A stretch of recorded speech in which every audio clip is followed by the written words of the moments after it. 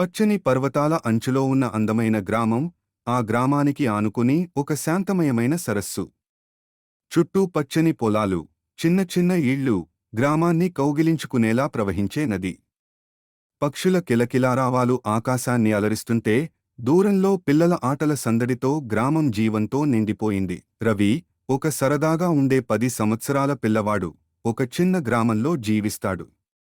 అతని మంచి స్నేహితుడు ఒక అనాథ కుక్క అయిన కిట్టు.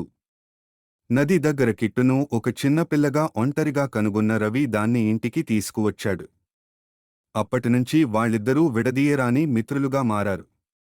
ప్రతి ఉదయం రవి తన అల్పాహారాన్ని కిట్టుతో పంచుకుంటాడు.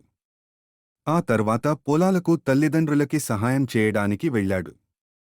కిట్టు ఎప్పుడూ రవిని అనుసరిస్తూ, తన తోకను ఊపుతూ, సంతోషంగా ఆడుకుంటాడు. ఒక సాయంత్రం గ్రామం మీద నల్ల మబ్బులు కమ్ముకుంటాయి. గాలి గట్టిగా వీస్తుంది. గ్రామస్థులు తమ ఇళ్ళు మరియు పశువులను రక్షించుకుంటున్నారు. గ్రామంపై ఆకస్మిక తుఫాన్ దాడి చేసింది. రవి కిట్టు కనిపించడం లేదు అని గ్రహించాడు. ఆందోళనతో భారీ వర్షంలో అతను తన స్నేహితుడి కోసం వెతుకుతాడు.